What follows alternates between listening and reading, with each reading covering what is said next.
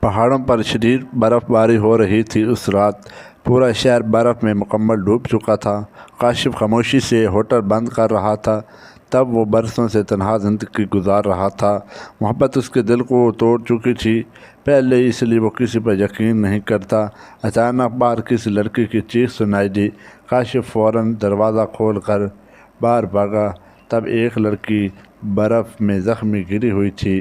وہ سردی سے بری طرح کانپ رہی تھی۔ کاشف فوراً اسے اٹھا کر اندر لے آیا۔ تب لڑکی خوفزدہ نظروں سے اسے دیکھتی رہی۔ کاشف نے دھیرے سے اس کا نام پوچھا تھا۔ لڑکی نے روتے ہوئے بتایا، حنا ہوں میں۔ حنا کے چہرے پر عجیب درد دکھتا تھا۔ کاشف اسے خاموشی سے کمرے میں لے گیا۔ پورا ہوٹل اس رات عجیب سنسان لگ رہا۔ حنا خاموشی سے باہر ہر چیز دیکھتی رہی وہاں۔ تب کاشف نے ملازمہ کو چائے بنانے کا بولا، پھر خاموشی سے کھڑکی کے پاس بیٹھ گیا۔ اگلی صبح برف باری پہلے سے زیادہ بڑھ چکی تھی۔ حنا نے خاموشی سے ہوٹل کے پھول سجا رہی تھی۔ کاشف پہلی بار کسی کو دیکھ کر مسکرایا تھا۔ حنا بہت سادہ معصوم لڑکی لگتی تھی۔ وہ خاموشی سے پورا ہوٹل سنبھالنے لگی تھی۔ کاشف آہستہ آہستہ بدلنے لگا تھا۔ اب وہ پہلے جیسا سخت انسان نہیں رہا۔ ہر وقت حنا اس کے خیالوں میں رہتی تھی۔ اس کی چھوٹی چھوٹی باتیں اچھی لگتی تھیں۔ تب حنا کی مگر خاموش اداس سی رہتی تھی۔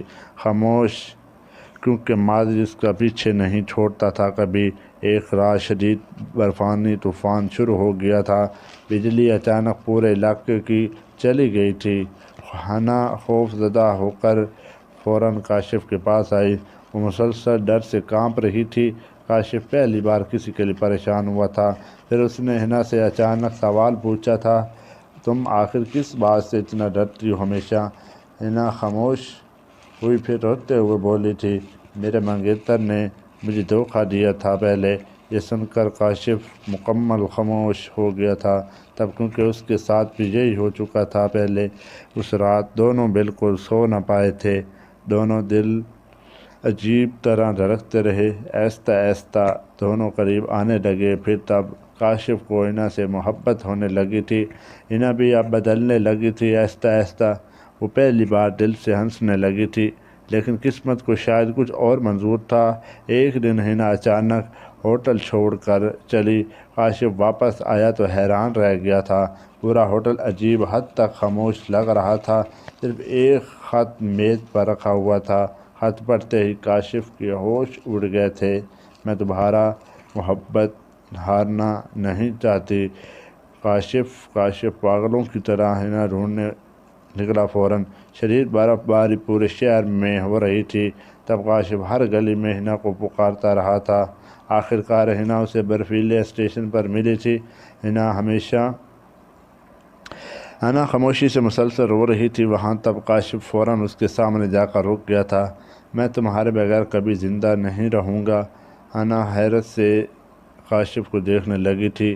کاشف پہلی بار کسی کے لیے رویا تھا۔ تب میں صرف تم سے محبت کرتا ہوں۔